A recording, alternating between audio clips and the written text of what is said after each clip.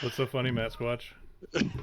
I just saw the Hagrid photo you have for me. Yes, we are live. Yeah, we're up. Your guys' transitions a lot quicker than mine does here, and I'm on the computer here. It transitions a whole lot quicker than yours does, Dustin. Before we start anything, Matt Squatch, please give us your trademarked. Hello, boys.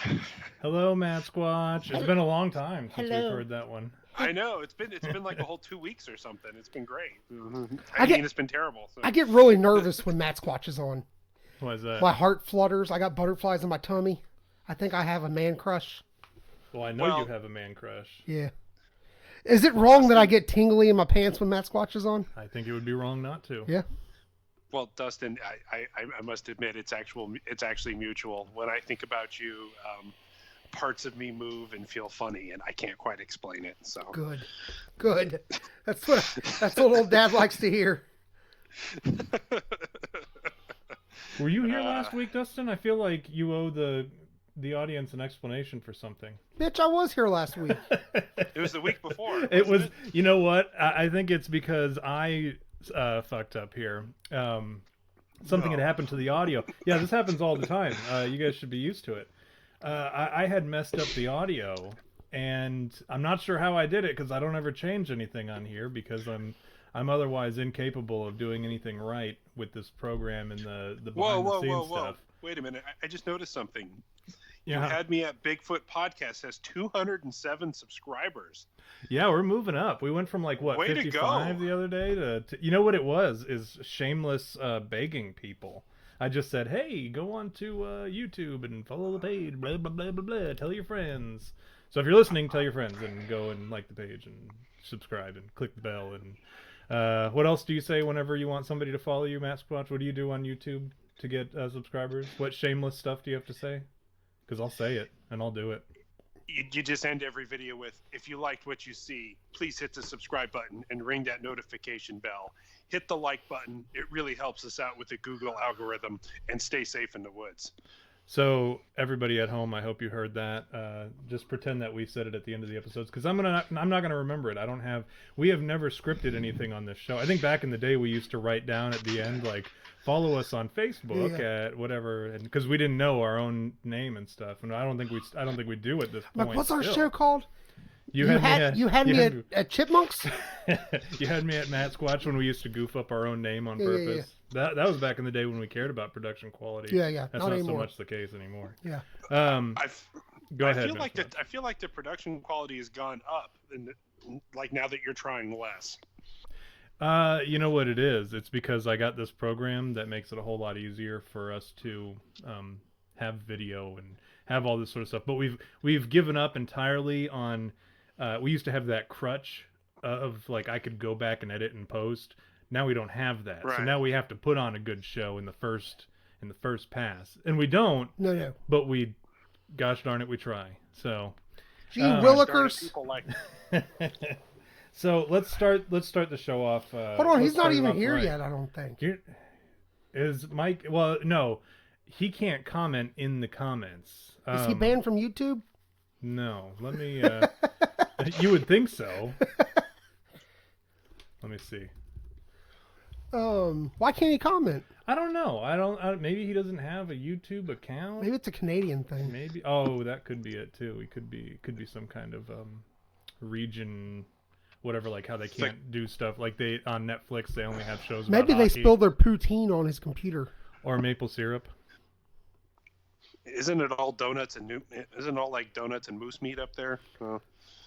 Sounds like, you know what? Like I was thinking about Canada the other day, as I sometimes do. I mean, it makes up such a big part of the world, technically, that it's hard It's hard not to think about it. Yeah, you're right, and that's kind of what I'm getting at here, or what I was going to get into.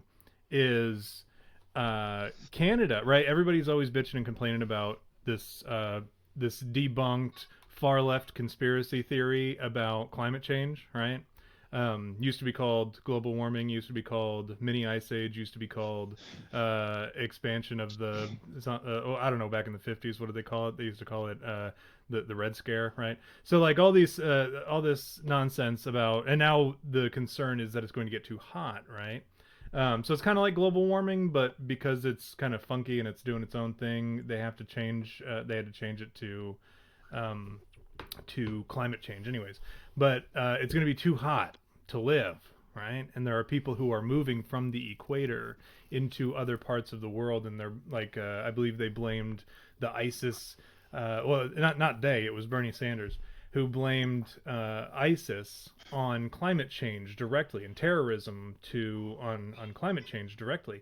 And so it's hot, right? We can reasonably agree that the climate is in fact changing. Whether or not it's man-made, that's where the argument comes in. But it's so hot that people are moving away from the equator.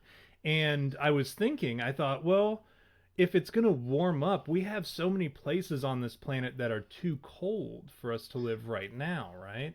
And as it gets hotter, people think like we're going to be stuck in this spot that we're at now. Like, oh, could you imagine Kentucky being 150 degrees? That's insane. It's going to be too hot and resources, blah, blah, blah, blah, blah.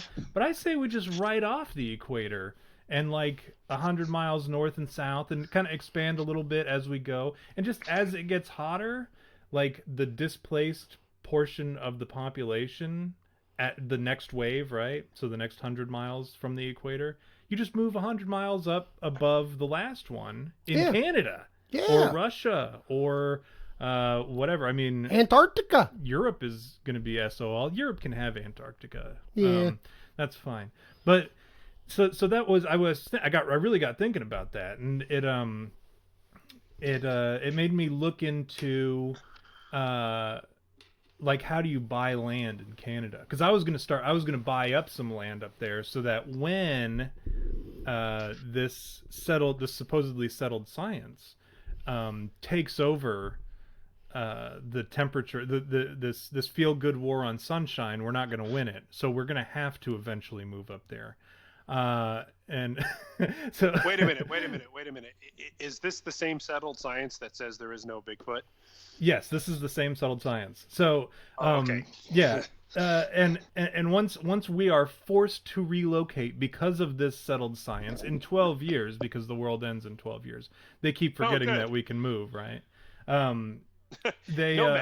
Yeah, and so I'm gonna buy land. Well, I was going to buy land. Let me rephrase that. I was going to buy land in Canada, but how Canada operates, and I didn't know this, is like a such and such. So 10% of the or 90% of the population lives within 100 miles of the U.S. border, right? So all that other land is just there, right? Unused. And it's mostly because it's too cold, the Canadian tundra and such, and all that, and it's very harsh wilderness, and it's untamed, and that's why there's a whole lot of homesteading programs where, like, you know, if you move to a certain area, the government will pay you. But apparently the Queen owns that land, and she leases it to people who live there. So like mostly the government, like she's mostly got it leased to the government, and then like some people, you don't really own land in Canada, you just borrow it, is what I kind of gathered. So I'm like, I'm not going to give money to borrow land up in Canada. You know, I want this land to be mine forever, and so that I can give it to my kids when climate change supposedly happens, and they have their great grandkids can live there as well. You know, that was my plan. But now it's all screwed because the Queen owns the land. So now I got to petition the Queen to buy like I'm thinking 10 acres. I think would be appropriate. I have to petition the Queen, and I don't really want to. But you know what I did see about the Queen today that made me gain a lot of respect for her, which I truly didn't care about the Queen, and I'm sorry to all our UK fans and friends out there. I didn't really care for the Queen until today, when I saw a video about her coming out in support of Brexit.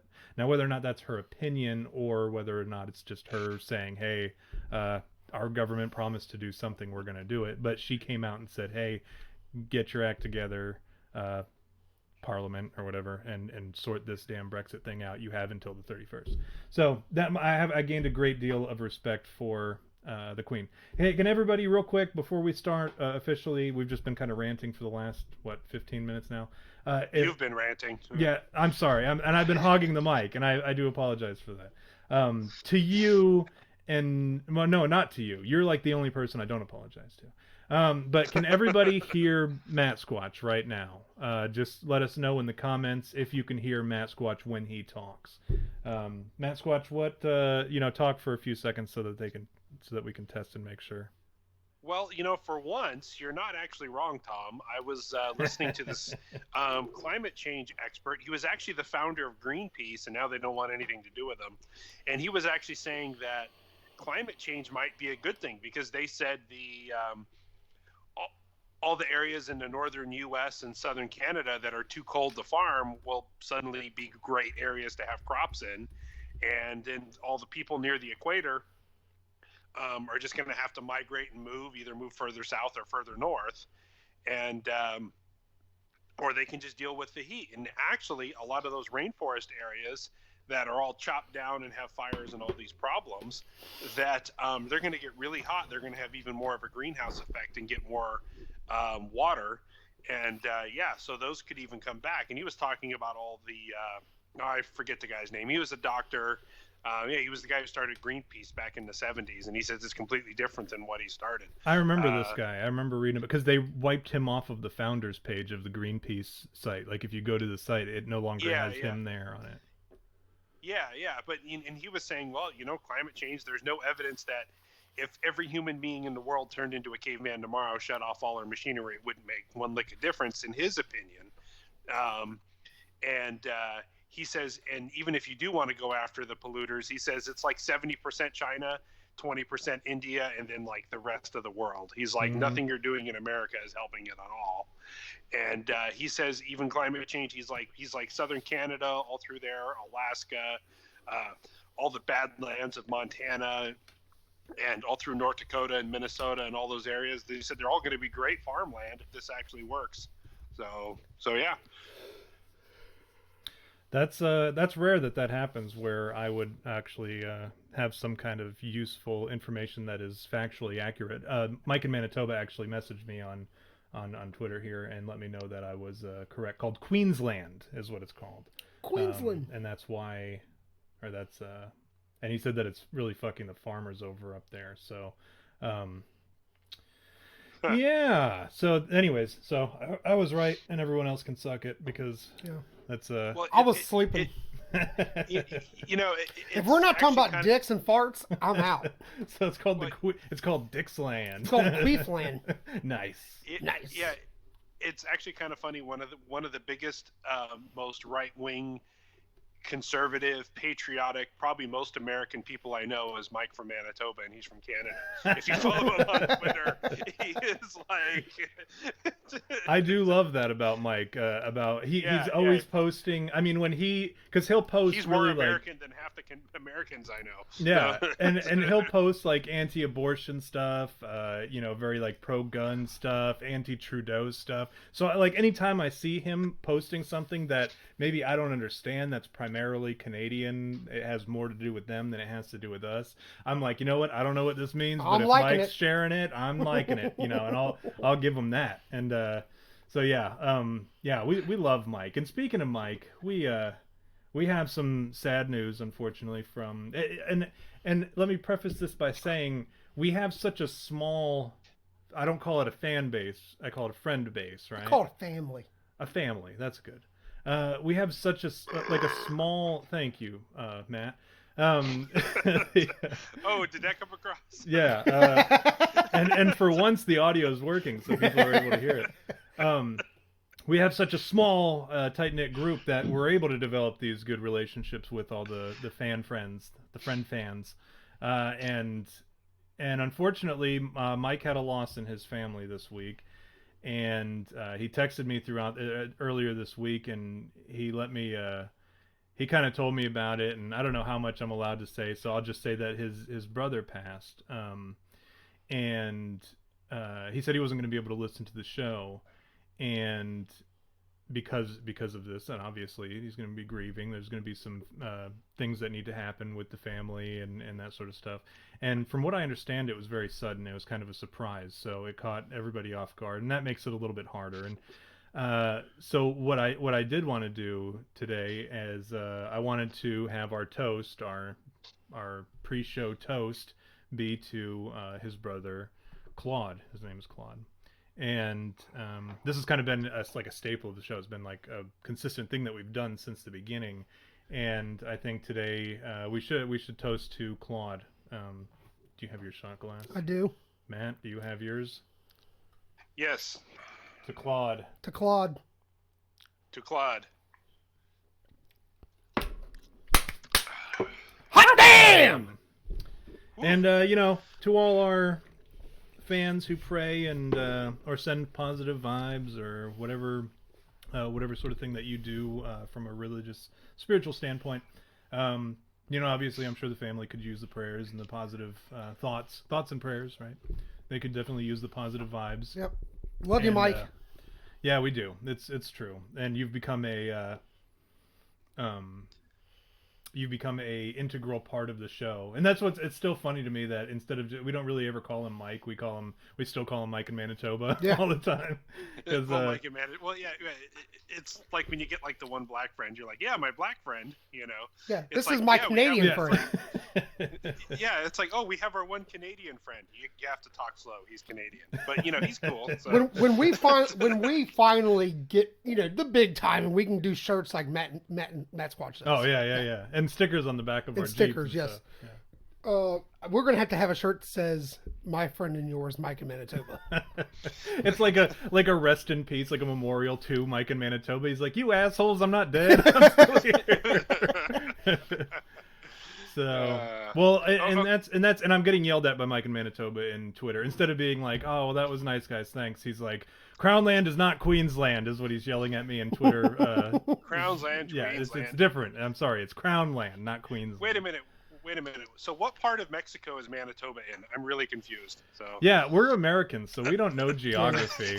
We actually talked about that time with that kid, that kid that got abducted by aliens. Did we ever air his show? We did. He's episode 3, and that was we kind of turned a corner with that one when I started editing it funky to have like the fart noises and he's like, I went in to take a shit. I edited his thing to be way more offensive than it really was. So let's talk about that. We're going to talk about death and dying today, and it's one of those things that everybody has to deal with, and everybody's kind of scared of it, and well, not everybody, but people tend to be scared of it. They tend to be bothered by it. They tend to be, it tends to just be like a taboo topic too. And I definitely want to talk about death and dying. That's something that, again, it's something that we all have to deal with, and it's not necessarily because of Mike in Manitoba's brother Claude that we're talking about this week. I was actually watching some stuff the other day about autopsies, performing autopsies and stuff, because I was watching the possession of Hannah Grace and the possession of Jane Doe, or the autopsy of Jane Doe, and some other weird autopsy things. And Yakov, I talk about Bigfoot to avoid thinking about my mortality. But yeah, me too, buddy. Bigfoot rapes me. Well, see, Bigfoot killed me. I'm gonna outdo all of you. I have to be the one-up guy. But yeah, I kind of started watching these autopsy videos because I had a friend when I went through that chaplain program he was a funeral director, and he used to do the embalming, and he used to piece people back together who were in real nasty scrapes, and ended up being presented to the funeral home on a slab of like pieces of them, and he had to kind of put them back together and or cremate them. And he told me some real interesting stories, and I thought maybe we could talk about some about that. And we have a fun game that we want to play today, where regarding reincarnation. So what are we talking about? Death and dying. Oh, okay. Yeah, welcome back. Yeah. So, yeah, we're going to talk about a little bit about all that stuff. And, if you're in the comments or whatever and you want to ask a silly question, we'll be happy to answer it because that saves us the effort of actually having to come up with material. How's that fundraising thing going for this ghost hunting shit? You're talking about that house? Well, I mean, I'm talking about the other anything place. At all? We got any money coming in? No, none whatsoever. Y'all fucking suck. And you know what? Yeah, our fans fucking suck. You know what? It's especially Mike in Manitoba. Especially Mike. You think you're off the hook, son? No, what ones were we trying to do? We were trying to do that house out in Missouri, and then we were trying to do something else. What was the other? We were hitting people up. Waverly Hills. That's right. Because you were, You guys haven't even gotten my bill yet for all my guest appearances. Yeah, what's the charge? I think it was $500. Well, we're not paying it. An episode, something like that. $500 an episode? Fuck, that's more than I make. That's more than... Well, yeah. That's more than the show has made entirely. You know how much... that is an interesting thing that we should talk about. How much has the show made since we began? Like 5 cents? Like 0 cents. We have made nothing. You've probably spent like $3 or $4 grand on equipment, and you've made no money, which is typical of most podcasts. Actually, I've got a lot of friends with podcasts, and they usually make no money. So, yeah. So it's I don't mind. I think it's funny. I think what we do is we provide a public service. Well, you're on the government take, right? So all your money is basically just the government money, right? From your disability? It was, but I took it for the white man. I took it Well, back. That's good to hear. I would hate to see you use the money for anything constructive. No, heavens no. No, I use it for this and for going to the shooting range and what else do I do? I don't really do anything else. Do you shoot, man? You shoot shit, bro? You've walked in here in this basement several times and seen guns just lying on the table being cleaned and lazily left behind on the table or whatever, but because I'm an irresponsible I saw a hit owner. list once. Yeah, and whose name was right at the top. I can't say. We'll get shut down. No, there wasn't a hit list. Or FBI, there wasn't. Don't do this to me. But let's. What do you think happens when? We'll start with Dustin. What do you think happens when you die? Like what that moment that you say. Let's say you have a story about this. As a matter of fact, you almost died once. I did. And we kind of talked about it briefly on the show. But which I guess time? Well, tell us about any of them. But I remember there was one specifically that stuck out about the getting hit by a car. Yeah. Twice I almost died. Well, let's talk about that. The second time I almost died, Bengals-Steelers playoffs. Bengals take the lead late in the game, and they give up stupid fucking penalties and lose the game. I died that day. You died a little bit on the inside and on the outside. No, I got ran over by a van. When I was a kid, I got ran over by a van, flat out, squished like a pancake. And I remember thinking, this is how I'm going to die. And I'm cool with that. I felt at peace. And so it was that dope, because I think what happens is the brain Dopamine, pushes out all that dopamine because it knows, hey, this is it. This is going to be horrible for you. Let's try to give you one quick ride out of here. A nice little. But really, I'll tell you what happens when you die. You shit your pants. Yeah, we know that. Well, pee your pants. Shit your pants. I do that. I don't even have to die to do that. I was going to say that's just a bad. You can get a boner and ejaculate. Really? Yeah. I had never heard of that. I knew it was on Clerks, like the dude took a whole bunch of. No, when rigor mortis sets in. Yeah, you get a boner. Hard as a motherfucking rock. I've seen it. Really? Yeah. Where did you see that? At work? Yeah, at work. Oh, okay. This one girl one time. I say, like you say, well, yeah, I've seen it at work. And I'm not convinced that it was at work. I feel like maybe there was another time where you had a naked guy with a boner. I can't talk about the other time. But who was that DNC donor who, elector or whatever, who is in jail now because he, like, two gay dudes overdosed in his house. Yeah. Oh, yeah. That was Ed Buck. He's out here. Yeah, he's out by you. That's my boy. Yeah. Ed Buck, he's like 30 miles north of me. That's my motherfucking guy right there, Ed Buck. But go ahead, Dustin. Keep talking about boners and being dead. Yeah, man. So you get a boner. Ejaculate.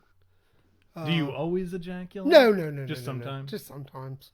Can you force an ejaculate? Can you jerk a dead guy off I don't know. and get them to ejaculate? No. I think when all the nerves are done, it's kind of done. But here's what's fucked up.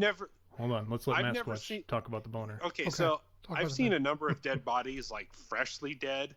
Like, I was a first responder when I worked as security. So a guy who jumped off of a 6-story parking structure, and he did a swan dive. He got up top, went up to the very top of it, jumped off and landed flat on his back. And you could still see the mark on the ground where the back of his head bounced off the ground. And you can see on the security footage, he bounced about 3 feet when he hit. Nice. Just boom, bounced.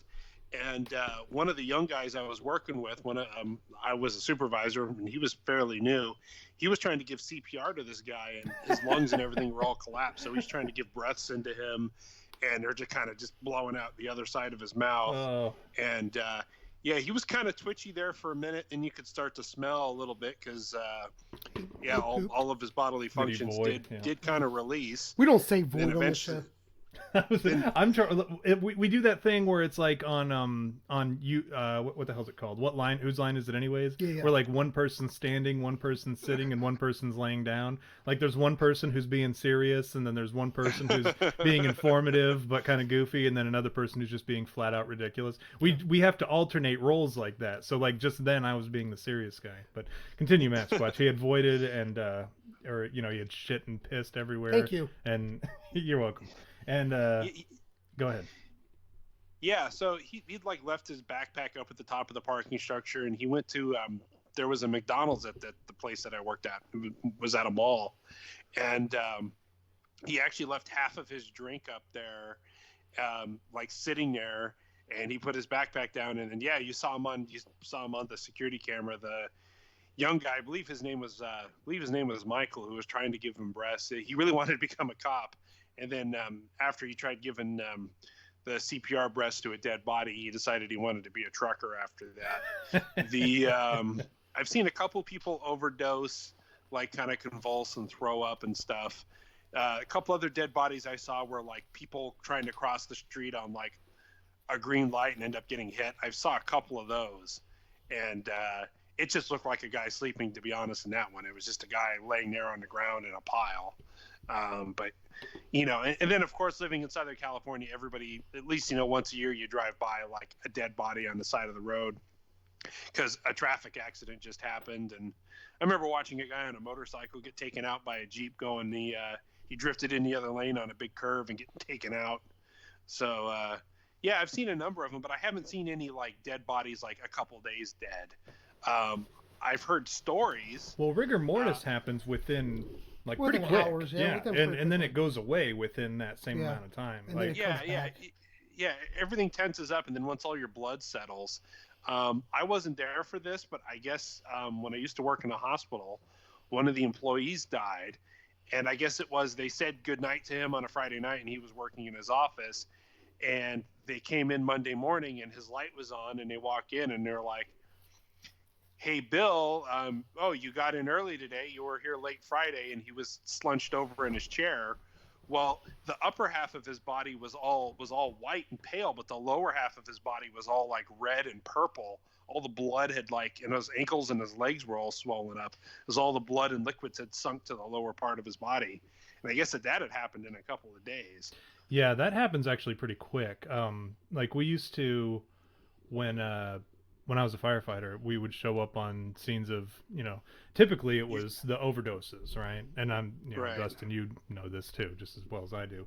But the overdoses, that's different. I mean, typically you get there quick enough and you give them the Narcan and then they shoot back up like a zombie or whatever. That's the funny thing about what's going on? Narcan. I didn't overdose. They'll be on their back, and then what they'll do is as soon as you get the Narcan in them, they on the heels of their feet, they rotate up like a zombie, and then they'll try to fight everybody. What happened? And that's why we'd always have cops there too, and then they try to fight. I didn't overdose, guys. I'm not doing anything. I wasn't doing heroin. I was just sleeping.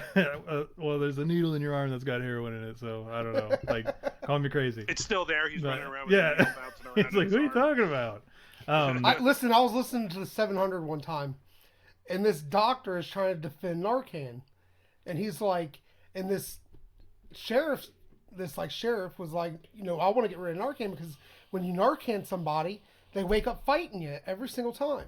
And this doctor's like, that's not true. That's scientifically not true. And I'm like, sings it every time. And that's why we'd have the 2 cops, we'd have 4 firefighters from the engine, and then you'd have 2 firefighter EMTs on the squad too. And one of them would be a paramedic, and that's who administers the Narcan. Typically, there'd be a couple paramedics in there, but whoever was the paramedic in charge would administer the Narcan.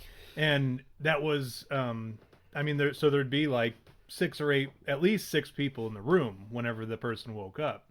And, it was always funny when they woke up because they'd be like, whoa, what is everyone doing here? And I don't know what's going on. Whose is this? Who put this there? But when you show up on, like, we'd oftentimes get the call where it was dead on arrival or whatever, or suspected dead body, that sort of stuff. And then, we'd just show up so that the paramedic could do the, call it or whatever, and essentially just verify and then call it. And then we could take them off to the hospital, throw them in the morgue, and that they could throw them in the morgue. And so one of our viewers just searched how long after death can you ejaculate? It's 24 hours. It's cool, but that's the question. Is so that's just on accident. What I'm curious about is, can you force an ejaculation afterwards? Like, and what you said, Matt Squatch, about the nerve endings and all that stuff is probably not going to be any good. But can you stimulate the prostate and get them to spurt, I wonder? And can you do it and like aim their dick up towards their face and so that it looks like they died jerking off on their own and they got all over their face? I think that would be funny. And what does the ejaculate look like after? Is there still that propulsion? Ew. Is there the propulsion that, you know how like when you're dead and if somebody cuts you open post-mortem, the blood just kind of oozes because there's no pumping of the heart? I wonder if there's any kind of pump that comes from ejaculating after death. Ew. Well, okay, there's kind of a funny story behind this. Well, the whole concept that we're talking about is funny, so I would hope that this is a funny story. Yeah, so he might actually be listening. My old friend Ed, he's in his late 50s now, and he's a heavy drinker and smoker. I remember he actually went to the hospital for smoke inhalation because we were putting out a car fire ourselves in a parking structure. And they gave him albuterol, and he walks out of the hospital. I'm like, Ed, how do you feel? He lights up a cigarette, and he's like, I feel great, for after being in a hospital all day long for smoke inhalation. The guy's crazy. And he was always talking about chest pains and heart pains and headaches, and I got a tumor, and I think I've got lung cancer, and he was always worried about dying, and he was divorced and lived by himself. Big shock. And he was always saying to me, Matt, old buddy, don't let them find me like this. Don't let my kids find me dead. And I always said, Ed, I'm going to go to your house, pull down your pants, pull midget porn up on your phone and your iPad, get a bunch of clown outfits out, I'm going to lead a goat in there and sacrifice it. I'm going to have midget porn posters. I'm going to go do all this stuff. And he's like, thanks, buddy. And well, that's because he's just like, just don't let my kids find me. Don't let my kids find me. And I'm like, oh, your kids won't find me, but the 6 o'clock news is going to have a lot of fun with this one. So.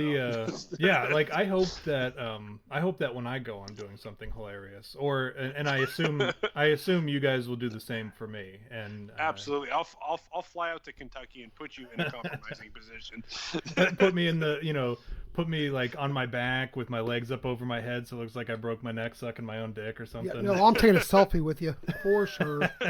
With my exposed butthole to the world. That's how I want to go.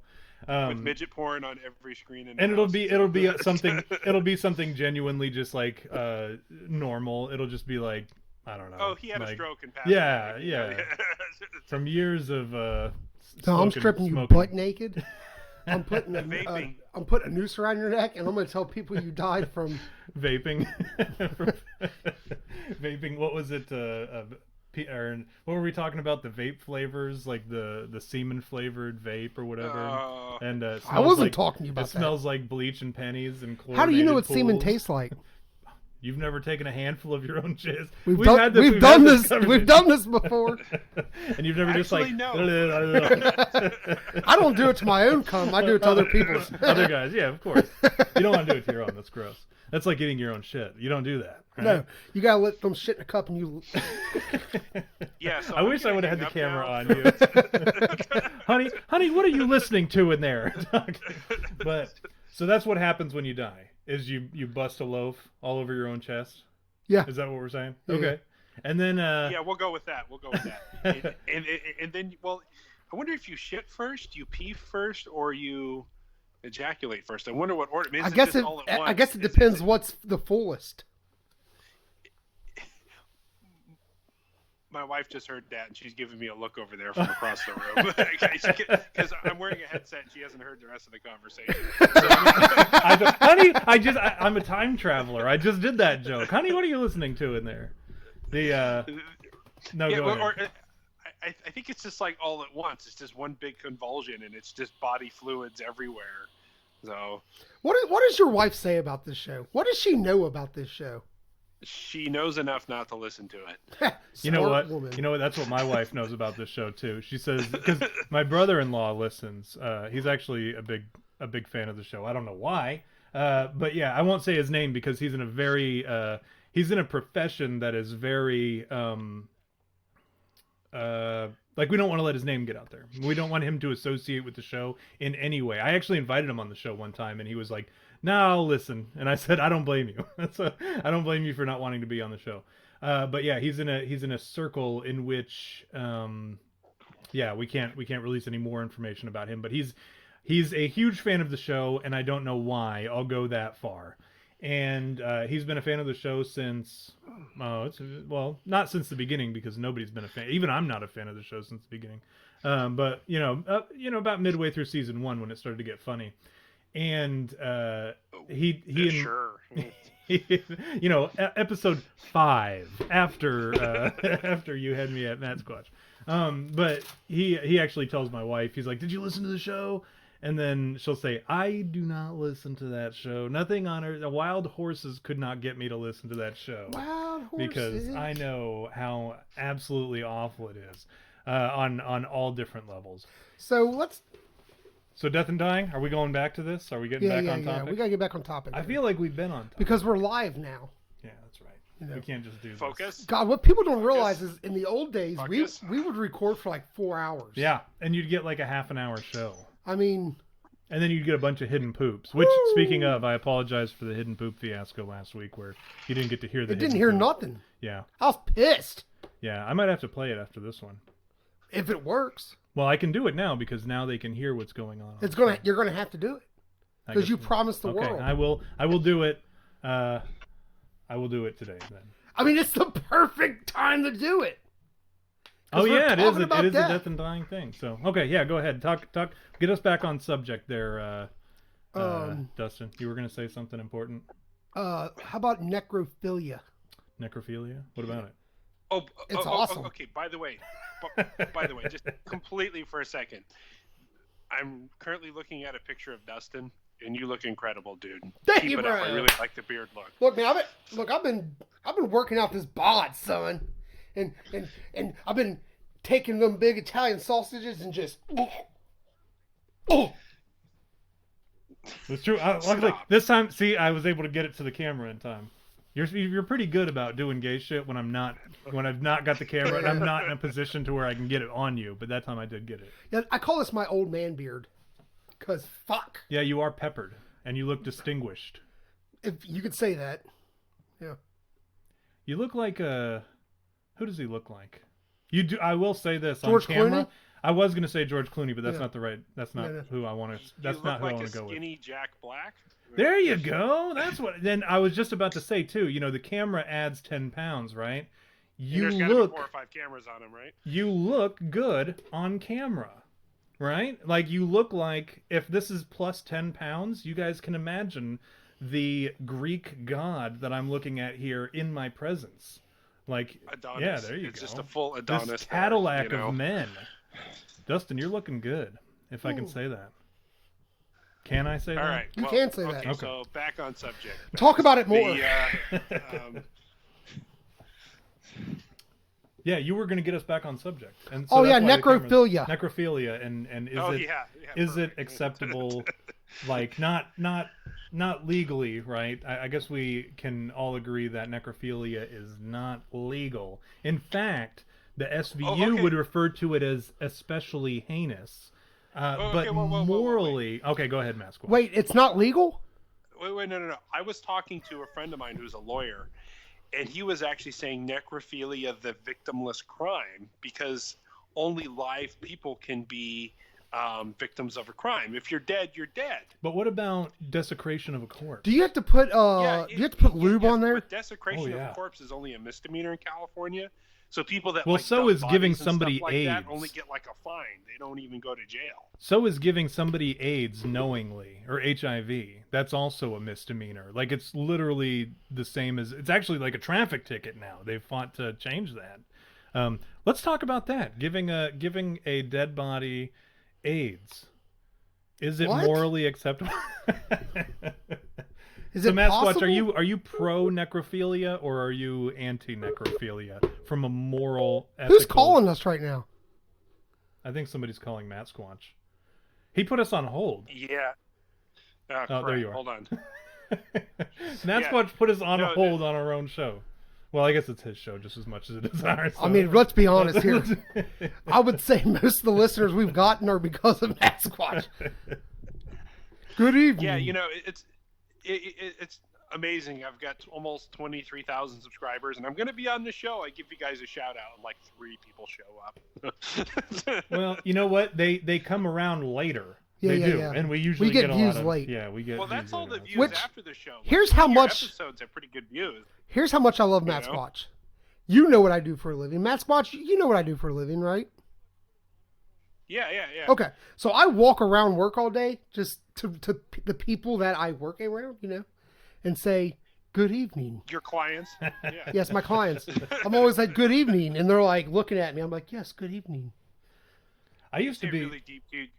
You kind of puff your chest out, look at them and go, good evening. Good evening. Good evening. Tonight, you are going to sit there. And then you're like, if you die here in my presence, I'm going to jerk you off. And then you're going to, and point it at your face. If you die, you will be my science experiment.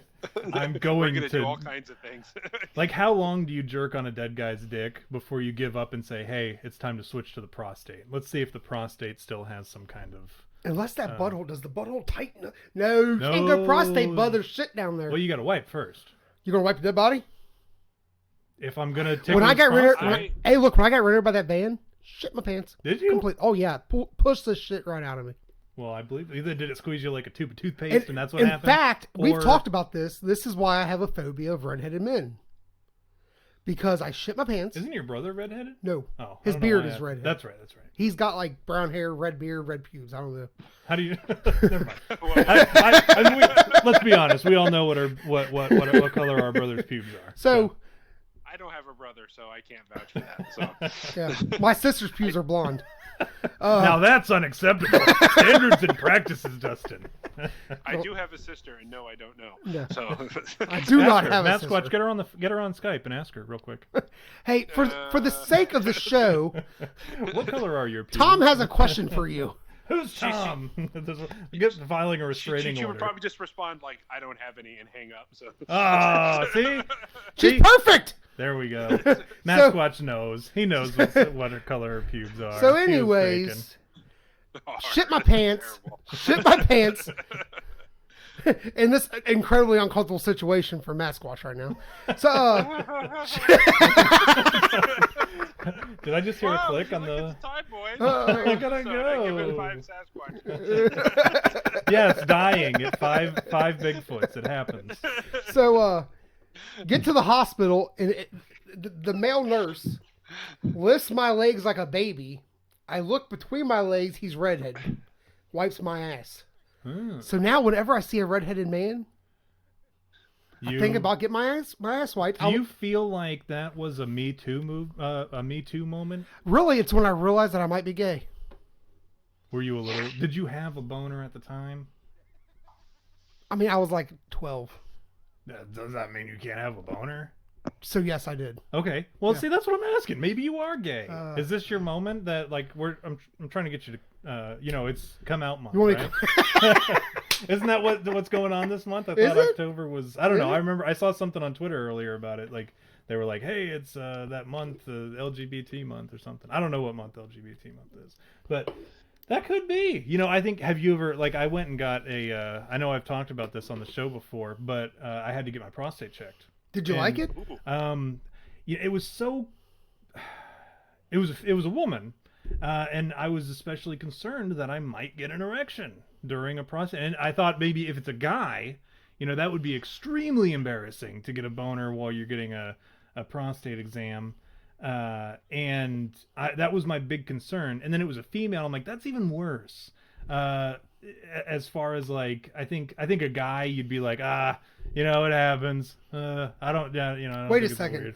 It happens with a guy, but you're worried about it happening with a girl? You know, like another guy, a fellow dude being like, hey, I get it. You get weird boners at weird times, right? But a female, she might think that you're, I don't know, sexually But I would be like, yes, I am excited sexually about excited. it, I guess, about getting If a girl sticks her finger up my butt, You think so? fuck yeah. Well, But it was a the doctor. the very first thing you start off with is I'm cold in here. You need an excuse going in. So. No, and I know I've talked about this on the show before, but the prostate exam, it was so quick and so brief that like you know, she like really lubed up a lot. And I didn't know how much lube she used. And a brief it was oral exam. yeah. Well, they all are, right?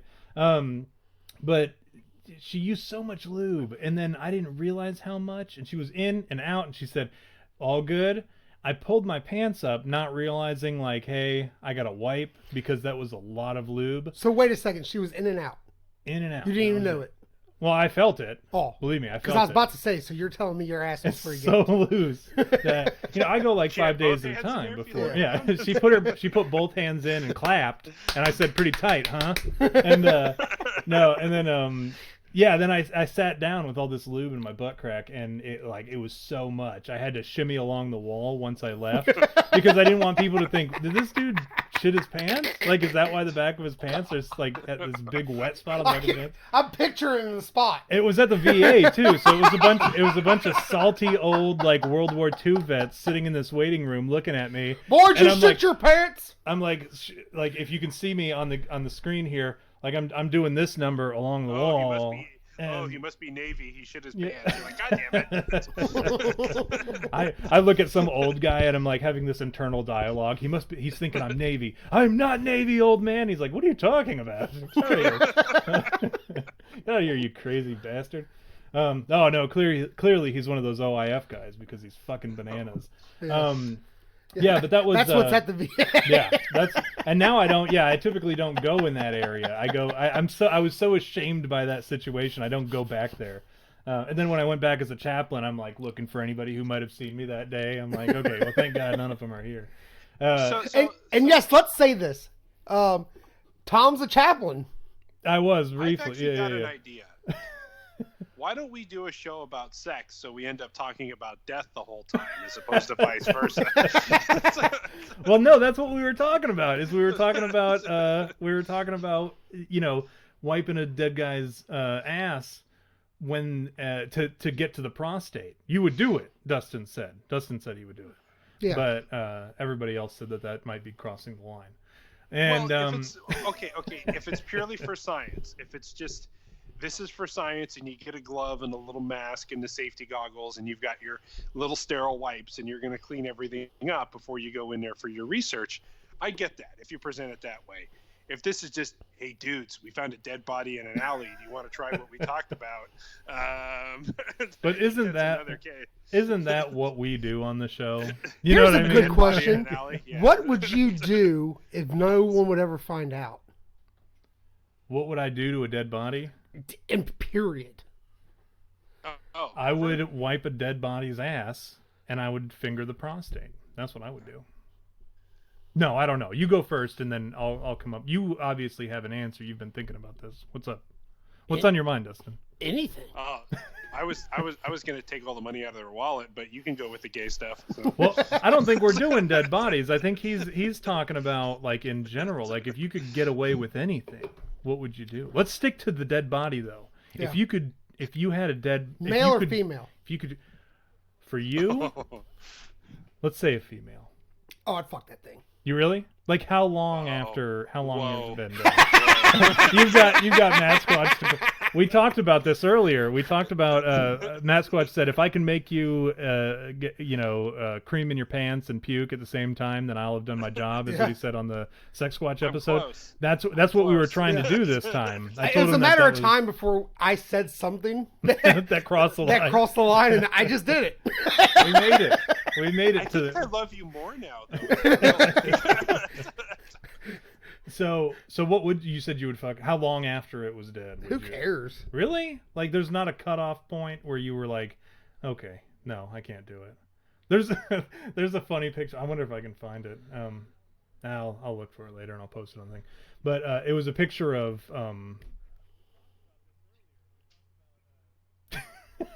how long? I gotta know. How long is too long for it to be dead? A month. No, that's way too long. Way too long. I was thinking, oh God, a couple hours? I don't know. No, probably like a day and a half. Really? Well, look it up. When does decomposition kick in? Well, I mean immediately. Well, I mean, when does this nasty decomposition kick in? Well, you better hope it's a cold day and not a warm day is all I gotta say. You better just don't do this in Florida. So. Yeah. The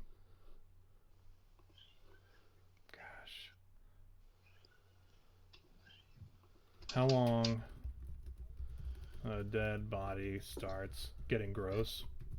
You know, it's kind of funny. My wife and I had this conversation. We were talking about those body farms.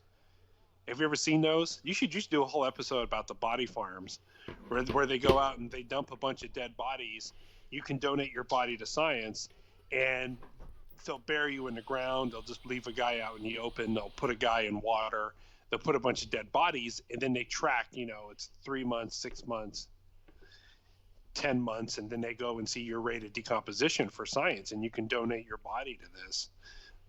So here's, yeah, I probably won't do that. I think I need to take up real estate for the next 99 years. I think that's why I'm going to have a funeral, and I want to have like the biggest coffin ever. Just to be a dick. Grave.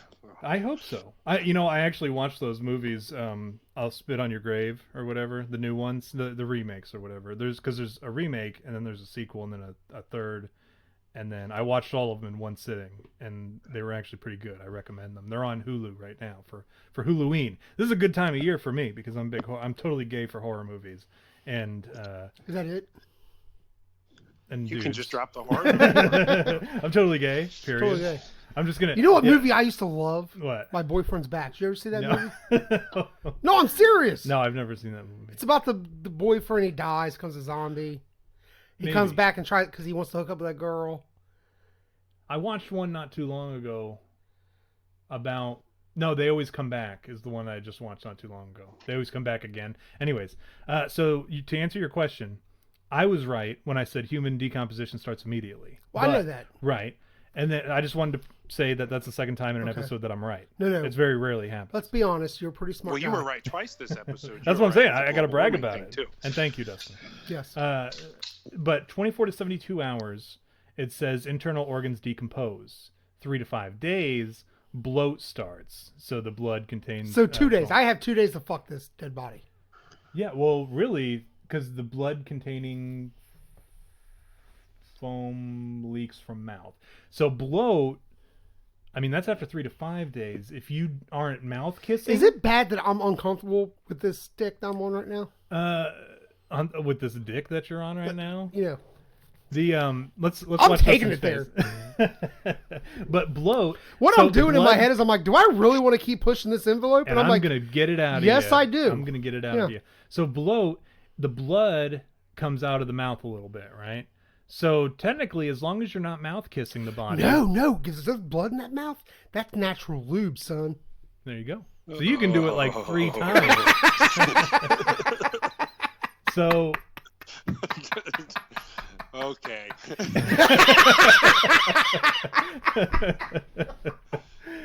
Matt Squatch is tapping out.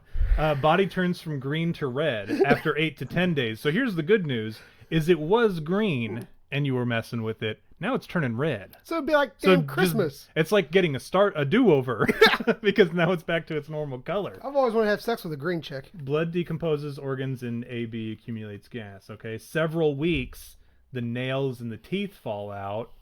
There you go. Well, we're talking Kentucky. She might not have had. Yeah, she probably didn't have. So. We can skip that step. Yeah. 1 month. When you're in Kentucky, if you meet a girl with teeth, you marry that bitch. Yeah, you gotta hang on to that one. After a month, the body liquefies. Okay. Even better. So yeah, at that point you could fuck her into a puddle.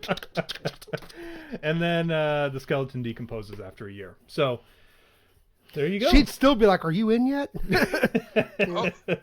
Oh, how long do you last with a dead body? You know what? I looked that up. How long does a dead body?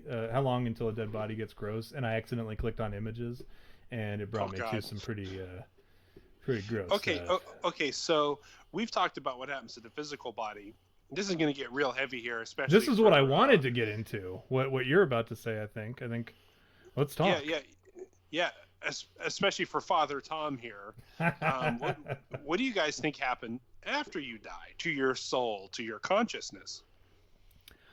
You're asking the question. I'll give you a pass for right now, and we can come back to you. That way you're not on the spot.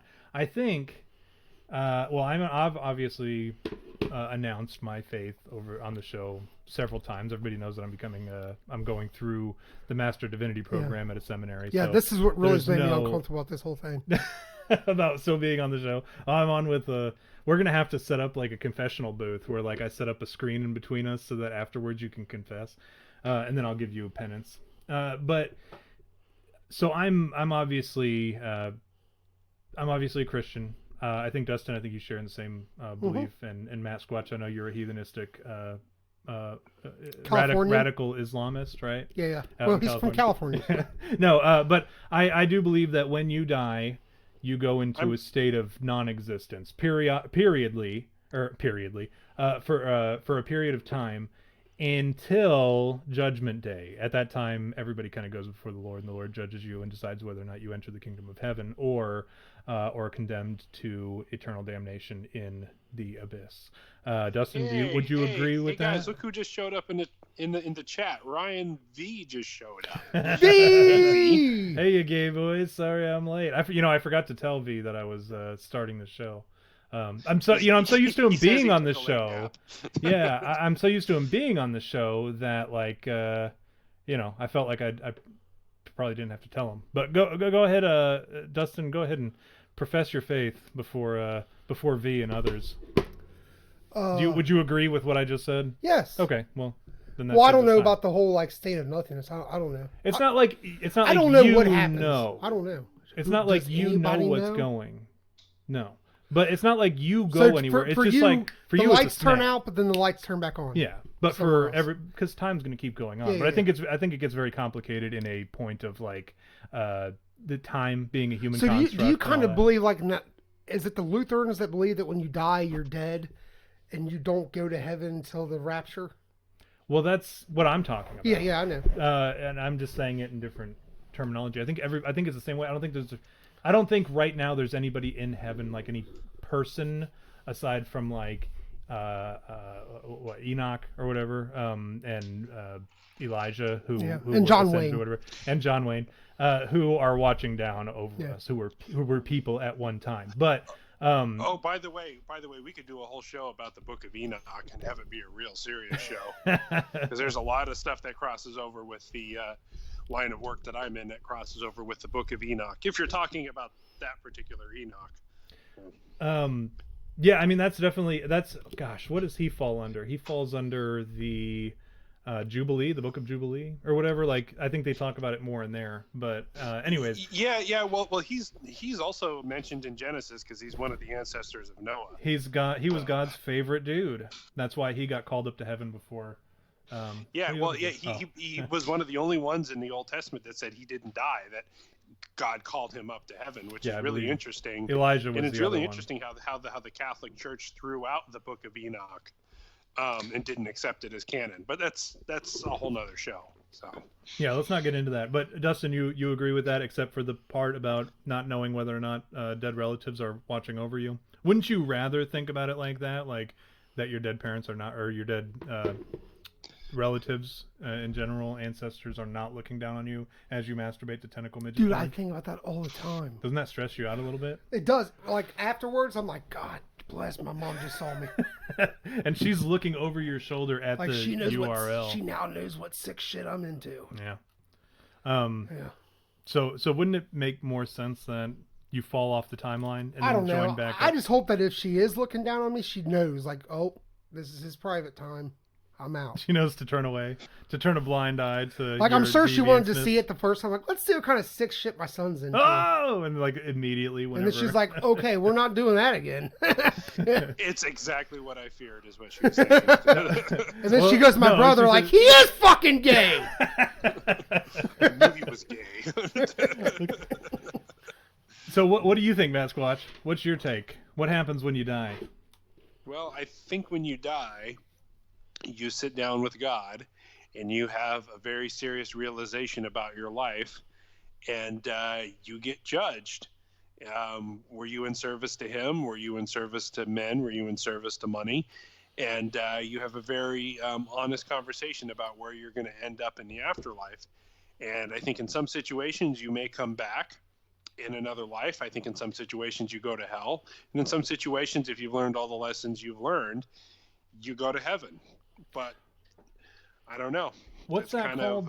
There's like a reincarnation, of course. Yeah, it was like a Buddhistic kind of. I am Christian, by the way. Yeah. But I feel like more of the modern Christian, the personal relationship with God, where you would have a real conversation with, hey, Matt, you really screwed up here. You're going to have to go to the other place. Or, you know what? You made your mistakes, but you fessed up to them and you're a good man. You're going to go to heaven.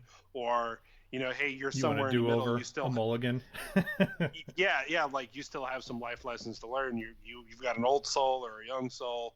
So I personally think it's somewhere in the middle. Versus the Buddhist, and they believe you come back as other creatures. If you lived a really crappy life, you come back as a worm. But if you lived a great life, you can come back as a tiger. Right. And they have all sorts of charts and things and stuff like that. I don't know if we come back as animals, but kind of going back to what you were saying before about your grandparents or your mom catching you doing something you weren't supposed to in the afterlife. This is kind of a question for you, Tom, especially with your paranormal background. My daughter doesn't do it as much anymore, but I'd be sitting in the living room, and I've got 2 cats. And one cat would just be like looking over my shoulder, just staring at the corner of the room. And the other cat would walk up and just start staring at the corner of the room, the same corner of the room. And my daughter, who was like 1 or 1.5 at the time, would stop playing and just be staring in the corner of the room. And they'd be looking over my shoulder, sitting in my chair. And I'd get this weird creeped out feeling like somebody's watching me. And I just kind of slowly turned my head, and there's just this blank wall there.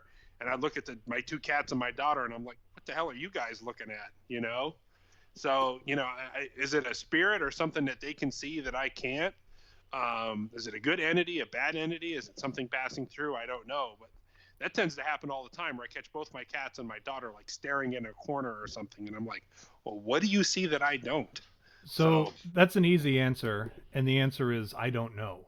But I have an opinion. I always just assume that there's a fly that I don't see. No. But, So animals are really good about that, and they can see stuff that we don't. And obviously especially they cats. have Especially cats. and dogs too. Believe it or not, dogs are and so the thing with dogs Dogs are idiots. Exactly. And so when they see something that confuses them, and there's nothing there to confuse them, you should absolutely be concerned. Because there's something there that confuses them. And so like the other day, for instance, I was down here in my storage area where I store all my haunted stuff. And I was cleaning up. And all of a sudden, which you can look back, it's actually really nice back there now. Oh, really? And I was down here with the dogs, and one of them started barking. Chewy, my little one, started barking at nothing over at the wall, the far wall. And then Diesel looked over, and he saw whatever Chewy saw, and his hair stood up on the back of his neck. Titillating, I believe is what that's called. Maybe. Ooh. There's a word for that, and I actually learned it the other day, but I've already forgotten it, so it doesn't do me a whole lot of good. But he started looking, and his hair rose on his back, and he started barking, and they were really barking, not like the hey, we're playing, we're having a good time, but like they were barking.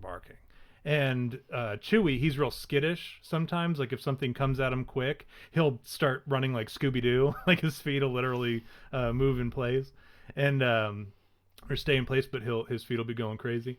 And so he started doing that, and he took off and went underneath Diesel and through the room and between me, and then he came back and started barking, but from behind me, and Diesel's still there, letting out his real dark, or like his real deep bark too, and not his playful fun bark. Yeah. So whatever it was, and I'm staring right at the wall because I'm like, I'm gonna see whatever they see. I'm gonna wait. I'm gonna open my mind to it and try to see whatever. But I also put one foot, like the action stance. Because as soon as you saw it, you was gone. Well, no, like so in case I got shoved out of nowhere, or in case I had a foot. Fucked your butt. Yeah, in case that too. But I was already clenching my butthole. I was already pretty nervous.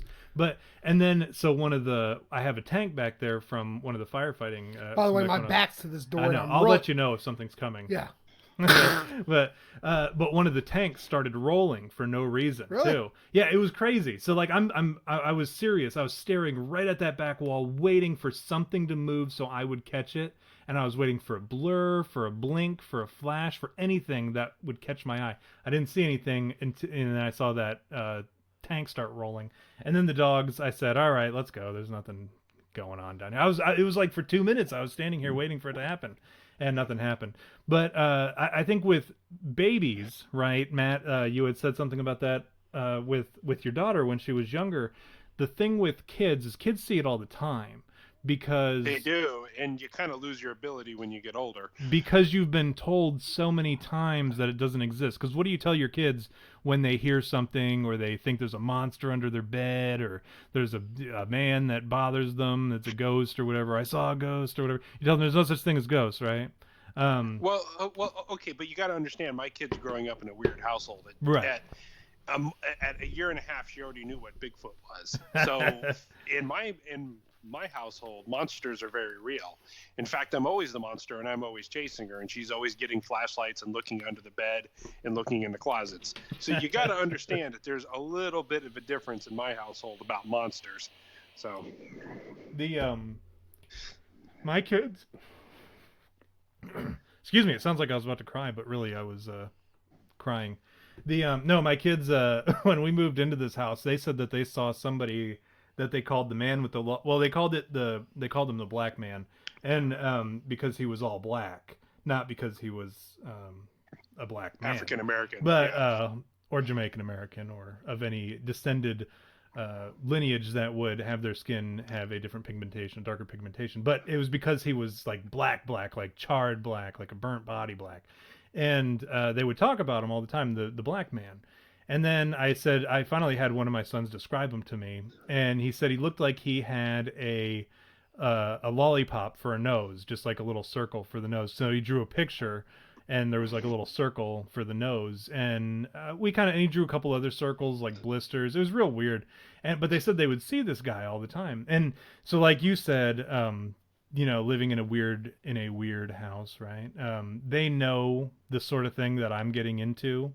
And I've never told them that there's no such thing as ghosts. I've told them that the ghosts that we have in our house are good. And if they think that they're not, then to just ignore them. And then if they ever have any kind of interaction that they're scared about, just to come see me and come let me know, and I'll go check it out. And so there's been that discussion.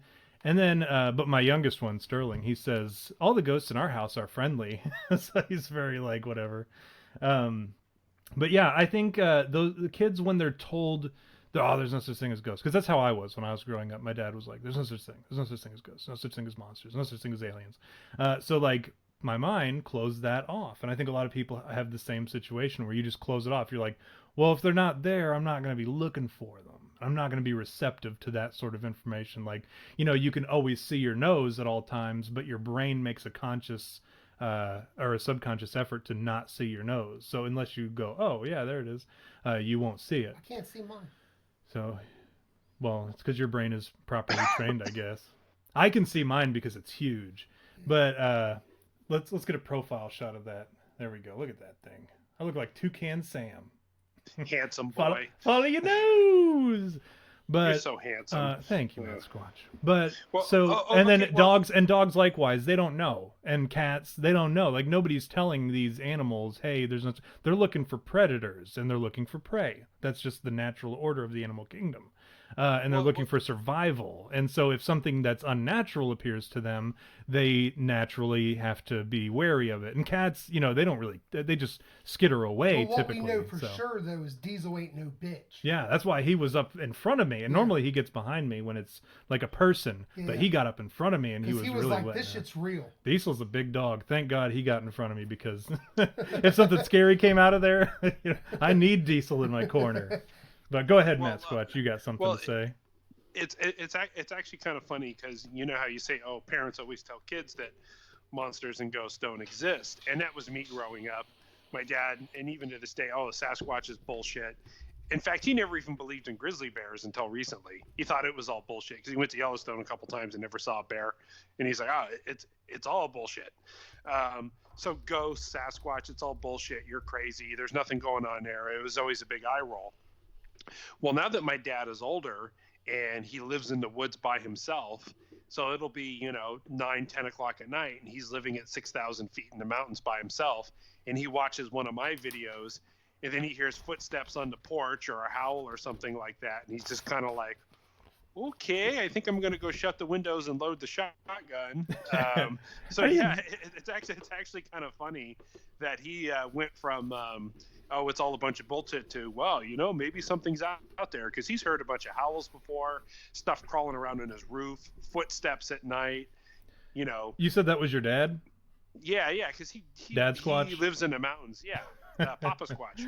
And yeah, but he was always, because my mom actually has an anthropology degree, and I've always talked to her about Bigfoot. She's still into Bigfoot to this day. It's one of the very few things I can talk to my mom about is Sasquatch. And but my dad, it was always bullshit. But in the last couple of years, since I've been doing this YouTube thing and really getting into it, he tries to support me and watch all my videos and stuff like that. But yeah, he's like, yeah, I'll be up here in the middle of the night watching something about Dogman and Bigfoot tearing people apart and being violent, and then he's like, I'm up here by myself and I hear all these strange howls. He's like, I get kind of creeped out. And I'm like, yeah, Dad, maybe there's something to it. So it's just kind of funny how there's a role reversal there in my house. So my dad doesn't say anything about any of those things anymore, but before he passed away, he was actually the one who told me that ghosts were not ghosts. He was the one, because he knew he would follow my ghost hunting career, and he would tell me that he wanted to go with me ghost hunting, but I didn't, and I regret this. I regret not having. For everybody at home, this is a PSA, or like a moment of seriousness. Be cool to your dad. When my dad passed away, he and I didn't have a great relationship growing up. And then even when I was an adult, until I started having kids, he and I didn't have a very good relationship. And I regret that. And I hate that I mistreated him. And this was actually part of my chaplain program, was I had to do a moment where I talked to another chaplain, and they kind of walked me through this process of helping somebody. But that was one of my things, was I talked to another chaplain about how I wish I would have treated my dad better. And there were times where he, like, for instance, and here's an I'm going to admit something that was that kind of eats me up inside when I think about the movie 300 had come out, and he was very big into war and history and stuff like that. And I had told him I wanted to go see it, and he said, hey, if you want, I'll come with you. And I said, yeah, that sounds great. And then I went and saw it with my friends instead of him. And then, like, when I came home later that night, this is when I was on leave from the Army, he found out that I had gone without him, and he was very disappointed. And at the time, I didn't really think about it, but now looking back, I'm like, man, that was really shitty of me. And that was just like one of a laundry list of shitty things I did that I wish I wouldn't have, and I wish I would have treated my dad better. But towards the end, he and I got along really well. I wish I would have brought him along on a ghost hunt. I think that would have been fun for him. And and he was the one who told me, he's like, you're not dealing with dead people, you're dealing with demons. And while I think that there's more to it than just demons, I think he had a good working theory on the subject that ghosts are demons pretending to be dead people, because then people who are undecided, or perhaps even like Christians, all of a sudden they see their dead grandma and they're like, oh, there is no afterlife. Why would I do this whole Christian thing? Blah, blah, blah, blah, if there's no heaven. So, well, it's kind of funny because there's a really big, well, not really funny, but there's a growing support in the UFO community that aliens that abduct people and aliens that present themselves as visitors from another planet are in fact demons as well. And there's even stories of people saying the name of Jesus Christ, rebuking aliens and having them go away. So I think there's definitely something to that. I don't think that's wrong. I think you and I have talked about that a little bit, about because I don't think that they're interdimensional as much as I don't think they're always interdimensional. Again, I think that there's some room there for differences than what I necessarily believe.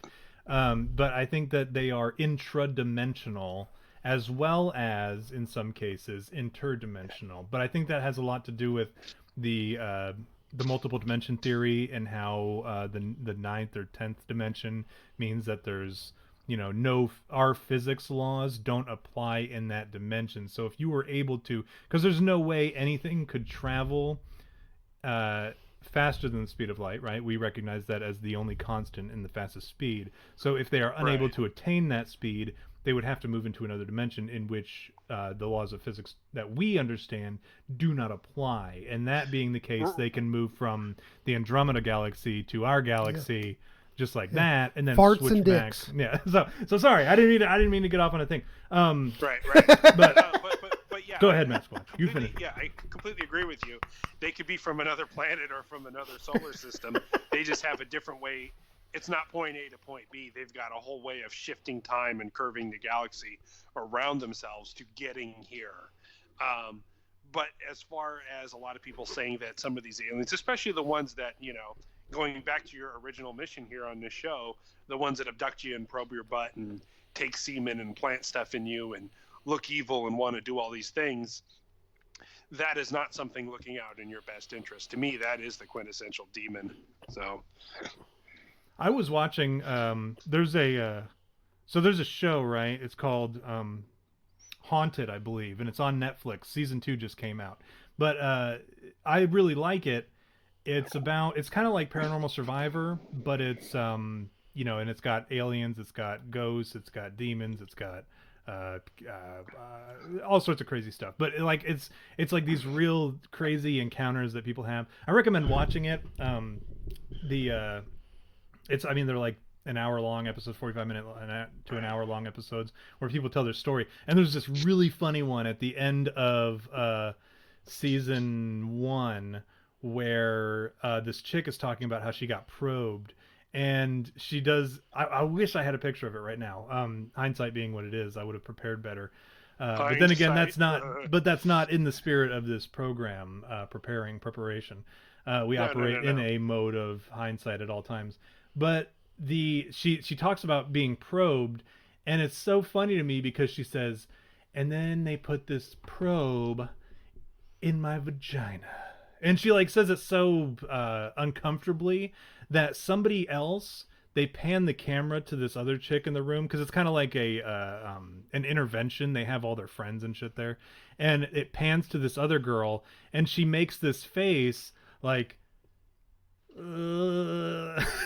like she's visibly uncomfortable. And it's my favorite thing because it lasts like 5 seconds. They don't pan away. They don't just look at her and look away. Like, this lady's uncomfortable, grossed out face lasts forever, it seems like. But then the season 2, they actually talk about this guy who gets sent to a cult, like a pray the gay away type of cult. Those, what they talk about, where you send your kid to a gay camp. I don't think so. I think, so the thing with being gay, I think it's like liking pizza, the way I see it. If you like pizza, it's a little bit to do with your genetics, sure, and your parents, but it also has to do with your societal upbringing, right? And they've actually determined this in most recent. Dustin's leaving, so we can talk about sciencey stuff. No, he has to go take a whiz. So, so they.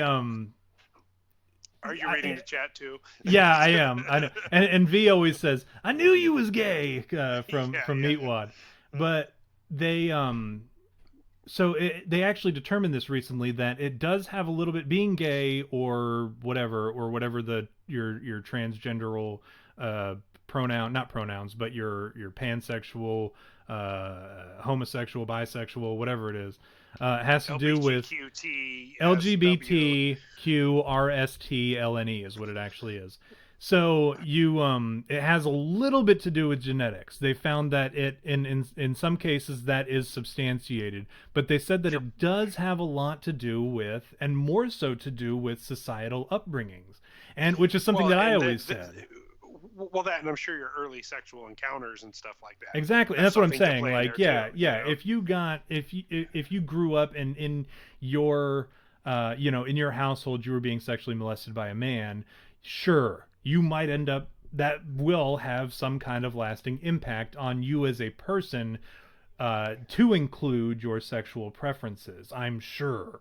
So there's no denying that. And now somebody might not have any genetic material or genetic makeup that would make them gay, and that could happen to them, and they could end up being gay. So I think, like I said, I liken it to liking pizza.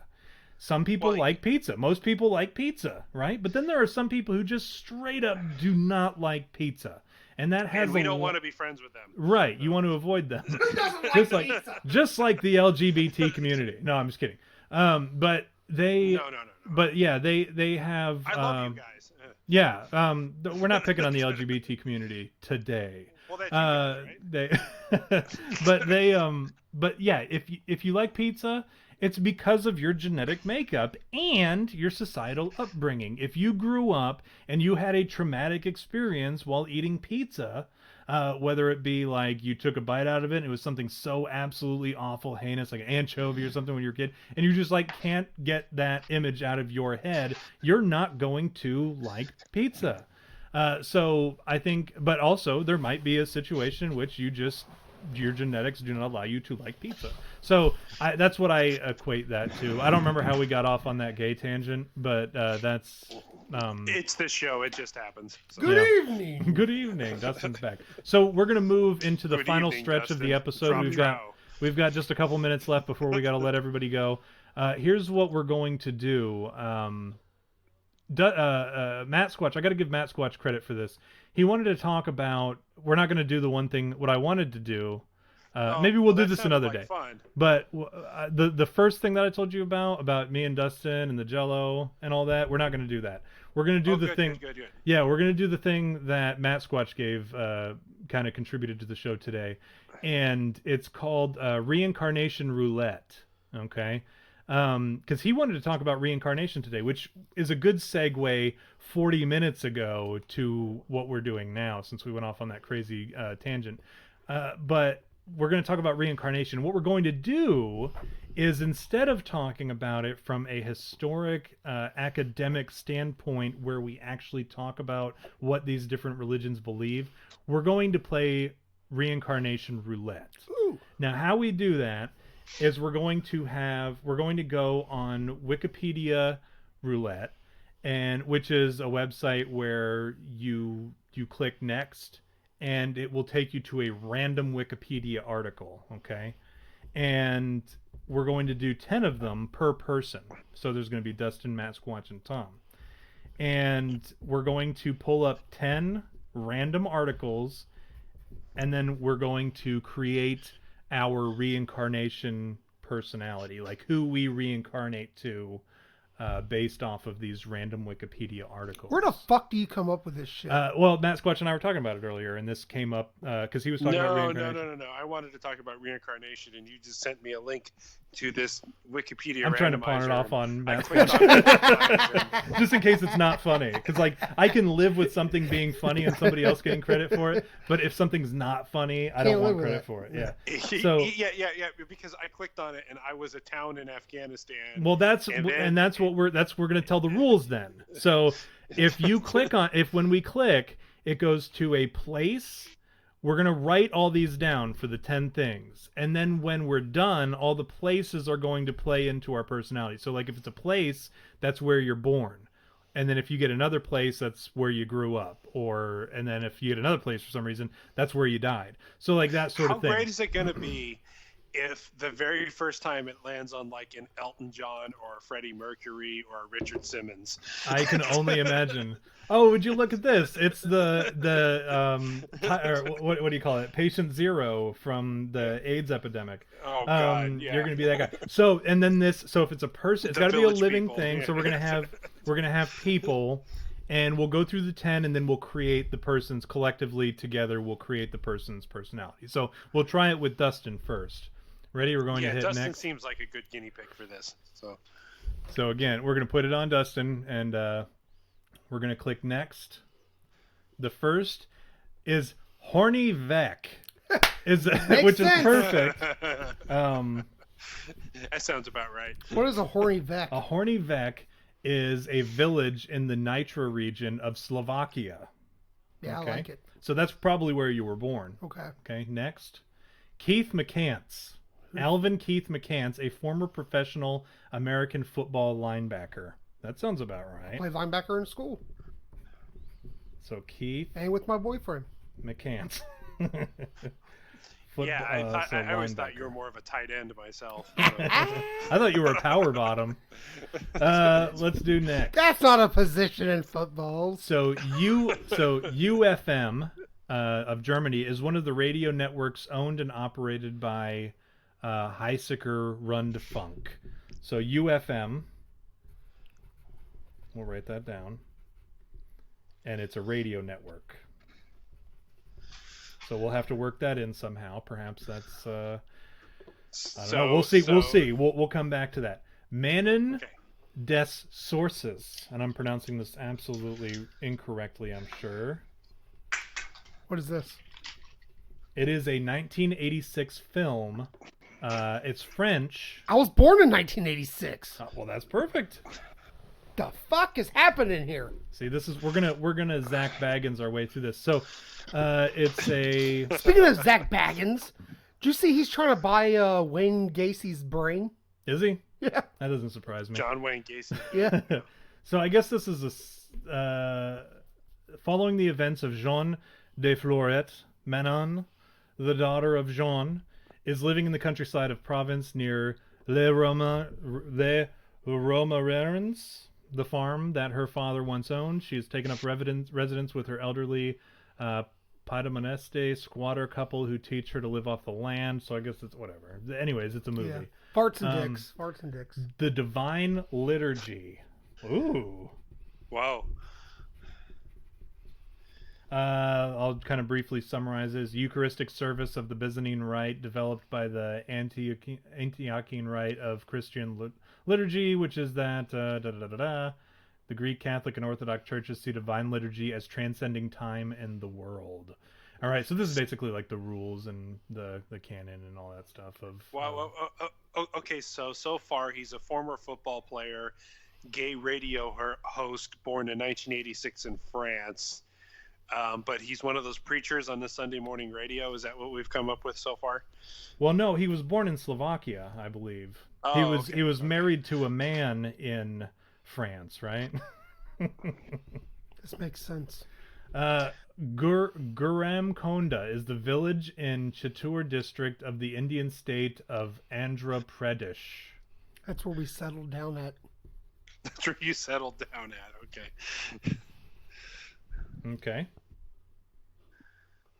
We're coming up on the end here. Danny Dumaresque, which sounds like your husband's name, is a Canadian politician. He represented the riding of Eagle River in the Newfoundland and Labrador House of Assembly from 1989 to 1996 as a member of the Liberal Party. Oh, Dustin. I always knew it. That's our third gay lover. I knew you. Wait, who was the second one?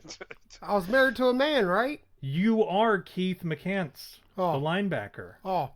You came back as Keith McCants. Oh.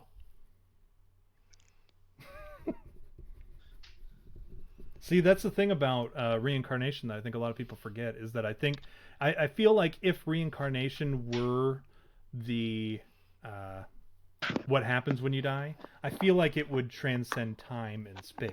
Like and like I think time again is a human construct, and coming back, you could come back as like an orphan girl in the 1800s in London. You know, like I think that's possible. And then you're like, whoa. Can you imagine how screwed you are? You come back as George Washington, and you're like, I am so gonna fuck this up. Oh shit! And you're like constantly working out and like studying because you're like, I gotta outdo him. You're like, shit, I'm George Washington. Ruth Balser is an American state legislator serving in Massachusetts House of Representatives. So you apparently, perhaps she's the what did she contribute to your life? In what way did Ruth Balser contribute to your life? Let's say she was my... Is she... Let's say she's the one actually... No, you go ahead. You go ahead. My mistress? She was your mistress? Oh, she was how you lost your virginity? Yes. Okay. All right. I can agree with that. Astolfo Romero. Oh, that's my pool boy. Was born... He's your pool boy? Is that what you said? Yeah. They said he was your homeboy. He's a Colombian footballer, so I guess that would make sense because you guys are buds from sports. Astolfo. He plays football with my balls. Nice. So he's your like, and you're always fucking with the pool boy. Who? Where's Danny Dumaresque? It's gone. Wait. Where's D's hand? It's just off camera. I can't tell where D's right hand is. You don't want to know. Okay. It's probably doing exactly what I think it's doing. It is. So Eris Cervatellis. That's my kid. I think he's actually, because you didn't even let me tell you what he is. Oh. He's actually like he's an actor. So maybe he plays you in the made-for-TV Lifetime movie about your life. American linebacker turned... Who lost his virginity to an American politician in Massachusetts. Yes. Who... You were born in Slovakia, right? Yes. Where you were a refugee to America from... and what did we say? That was France. That's where you and Danny Dumaresque got married. Yes. And you came out as gay on UFM in Germany. All right. Gurem Konda is where you settled down. Yeah. And with your pool boy, Astolfo Romero. Who's a retired footballer. Or Colombian footballer, right? Yeah. And Eris Cervatellis played your life. Yes. Or played you in the movie, the made-for-TV movie about your life. Yes. That's who you came back as, Dustin. Yes. Do you feel like you did right in this life to end up in that life? Absolutely. Do you think that's a step up from your life, or do you think that's a step down? For sure. Okay. All right. Matt Squatch, you're next. Are you ready? Okay. Can we just do 5 for me? Oh, Matt Squatch. Okay. I mean, I feel like I'm not that complicated, so if you get a person and a name and a time frame, that's good enough for me. Okay. I'm a simple man. So the first one is Don't Download This Song by Weird Al. I am actually a huge Weird Al Yankovic fan, so... Why is the camera still on me? Oh, yeah, I'm sorry. Let me move it to... Yeah, that is a good song. My headshot before I shaved. So. By the way, D, you look amazing. By the way, Thank you. But you look amazing in your picture too. The next one is Ariel. Go ahead. You guys got something important going on here. Well, my headshot is before I turned gray. I cut my hair, shaved, and because most of it turned gray. But that's how I looked before I shaved everything off. So you may continue to speak now, Dustin. Thank you. Okay. Tom, you may continue to speak. Oh, thank you. I appreciate you passing it back to me. Back to Dustin, back to Tom. So. Ariel Dombasle. Dombasley. I don't even know how to pronounce it. Anyways, is an American-born French singer, actress, director, and model. All right. She was born in 1953, so we'll write her down. Still do her. So I know you would, Margaret Thatcher. Shut up now. Just because I think for like older, powerful women who dominate you. Telerig of Bulgaria Telerig was the ruler of Bulgaria between 768 and 777. I think that's who you came back as. Well, actually, my real last name is Russian, and on my grandma's side Bulgaria. It is Hungarian, Bulgaria, Eastern European. So I've got a big Eastern European background in me. So that makes a lot of sense. Basically Borat type stuff. You are your own grandpa somehow. Is pretty much. We're learning here. So you came back as Telerig of Bulgaria, the ruler of Bulgaria between 768 and 777. I was, by the way, I was harsh but fair as a ruler. So. This is a hilarious title. I'm gonna butcher it. It's TIRUKKOLLIKKADA space AGNEESWARAR temple. Okay, so I'm gonna take a stab at it. It's Tirakolikadu Agnisawar temple. Okay, it's a Hindu temple located at Tirukokikudadu in Tiruvurur district, Tamil Nadu, India. I was head of that temple. Yeah, well, clearly. I studied there in my youth before I went back to Bulgaria as king. And you're doing pretty good. Like Dustin's, of course, is like a super gay story. Yeah. And yours is you're the ruler of that studied at this holy temple. Bulgaria. Yeah. Well, and my first act was king was the prima noctum. Only if they're hot though, which I got to sweep with the bride on their wedding night. That's how you got with hot ass Ariel Dumbasel. And Don't Download This Song was your. She was actually that was actually your song at the reception that you guys danced your first dance as a married couple to. Right? Well, as king, I have lots of money, and I flew Weird Al to Bulgaria for the ceremony, and I said that's what she wants to walk down the aisle to is Don't Download This Song. And, it was a little awkward, but he was playing the accordion in the corner when I consummated the marriage to Ariel. Well, that doesn't surprise me. He seems like the kind of guy that you'd want to be in the room playing the accordion when you consummate your marriage. I can't think of very many people I'd want in a room, but I think Weird Al is definitely one of them. So, yeah. And then finally, Anarhar is a village in Dustin Rural District, Badra District, Dera Sar County, Elam Province, Iran. Dustin? That's what. Dustin? Well, it's spelled Dustan. Funny how the universe lines up like that, right? So that's where you died. You died in Iran because you went there. Because of your progressive liberal values, you thought you could freely travel into Iran, and you were kidnapped and beheaded and bedicted. No. Well, I had a deal with the Sunnis, and the Shias turned their back on me. So it was I got my Persians, and I got my Arabians and my Persians mixed up, and it was this whole international incident thing. And all I know is I was there with Hunter Biden and George Bush Jr., and it was just a whole big mess. But that's and Nancy Pelosi's son was there too, I believe, right?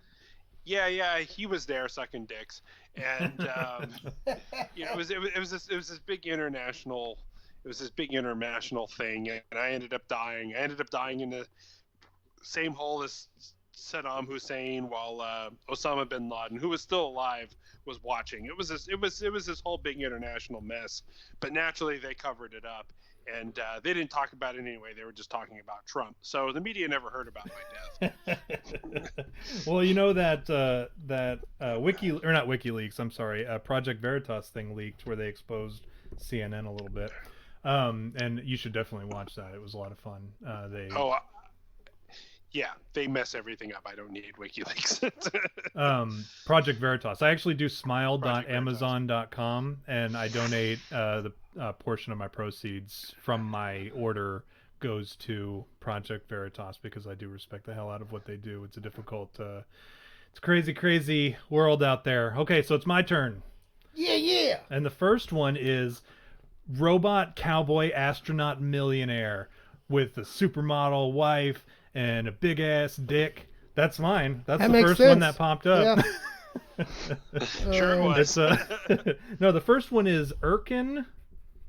Gherkin? Erkin my jerkin my dirkin. Alptekin. Okay. Now the thing you need to know about Erkin Alptekin is an Uyghur activist from Germany. Is the son of Isa Alptekin. He has played a very important role in the foundation of some international organizations, the best known of which is the Unprecedented Nations of Peoples Organization. That sounds gay. So you're gay. Oh, jeez. He got a job at Radio Free Europe, Radio Liberty.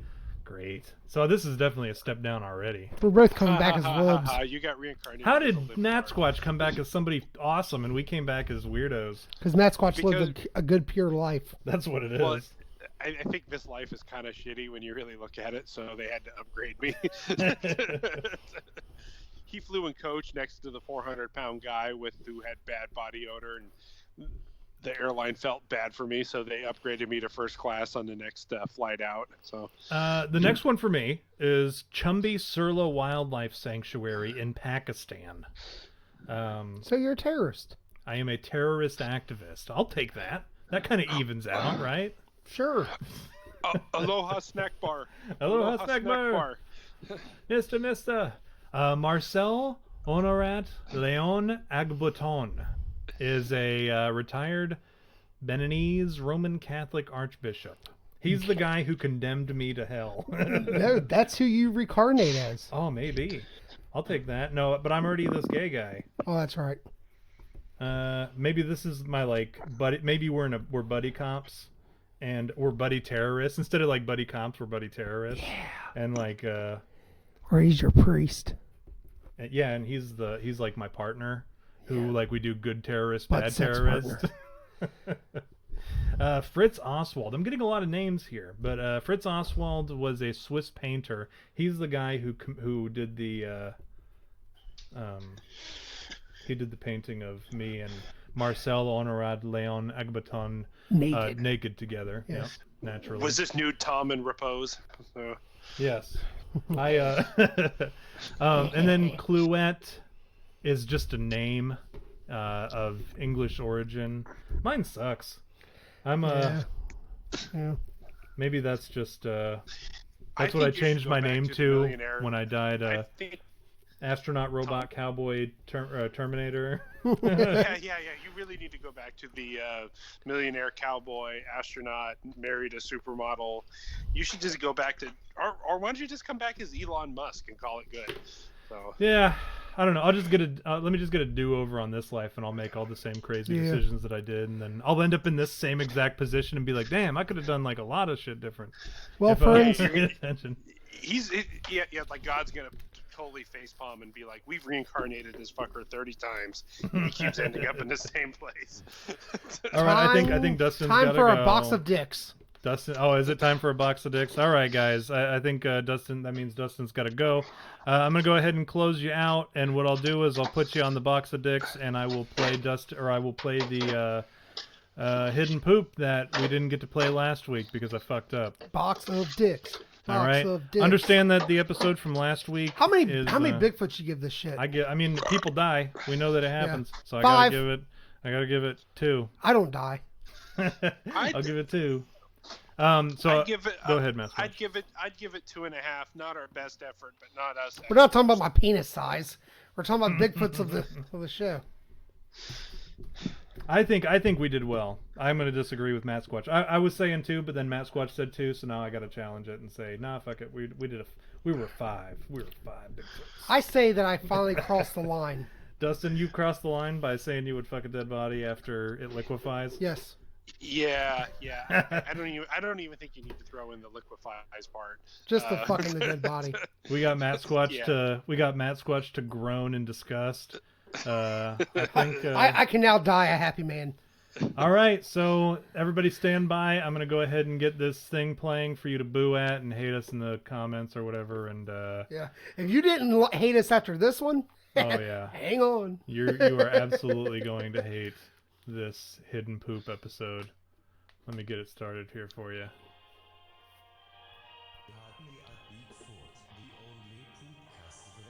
This was the old intro. All right. Adios, friends.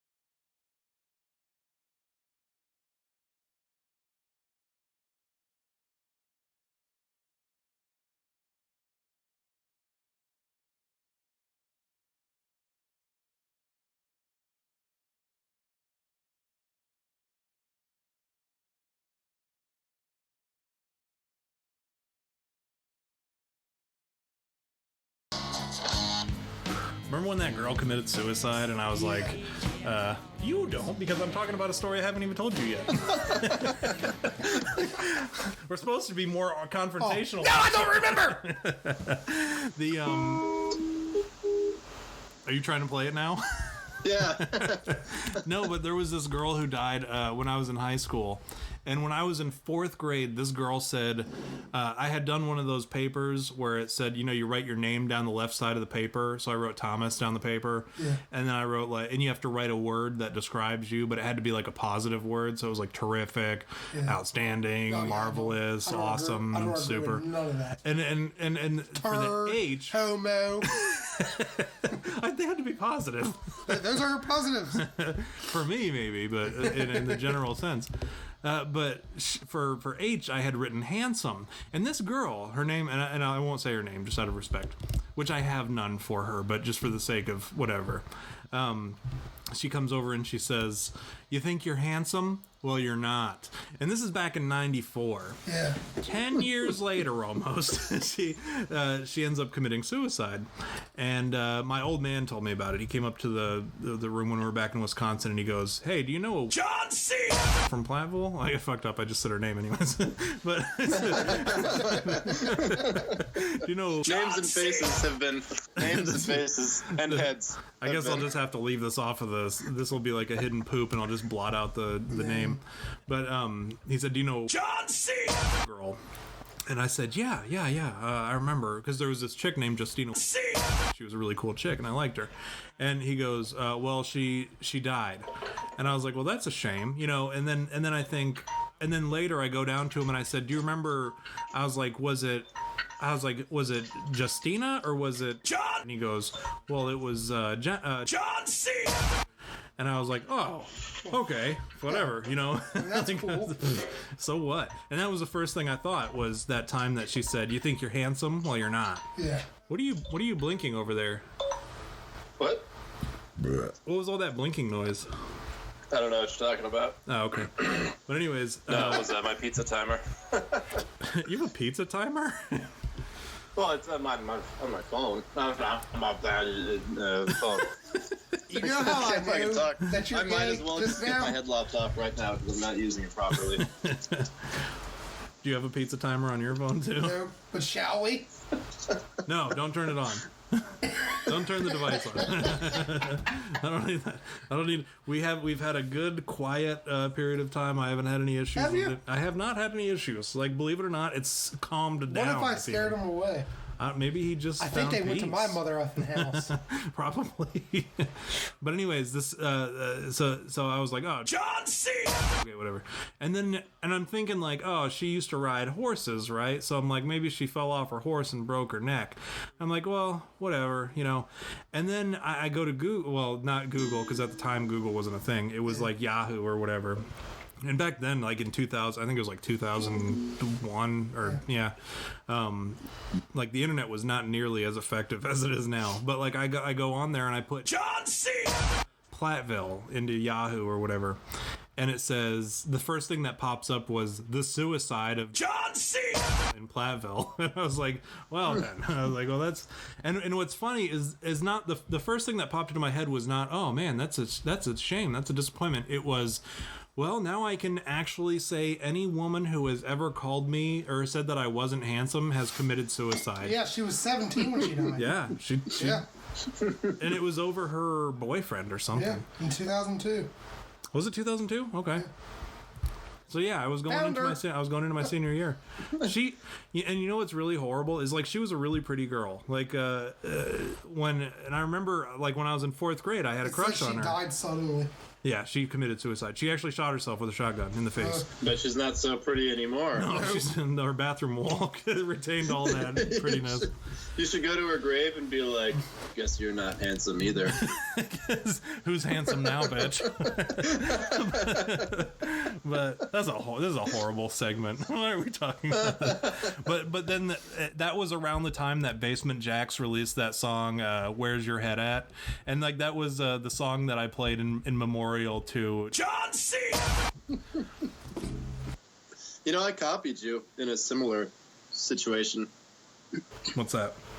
When I was stationed overseas, there was a dude that apparently, I don't know if he jumped off or fell off. No one really found out the truth, but he lived in like the 4th floor of the barracks, and I guess he jumped out the window. And like half the base was saying he jumped out, half the base was saying he was leaning out the window smoking a cigarette. But either way, like as soon as I found out about it, I went back to the music and I plugged my phone in the back of the kitchen and I started playing that song "Free Fallin'" by Tom Petty. And I was like, I'd like to dedicate this song to Airman whatever his name was. And I started, and everyone gave me horrible looks. Did he die? I think he's actually just paralyzed from the neck down. Oh, for yeah, the rest no of his big, life. no big whoop. I think that's worse than death. Oh.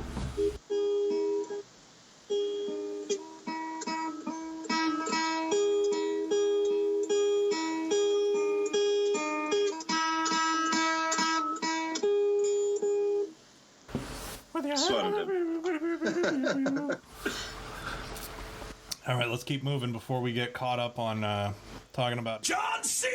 Losing our head. And I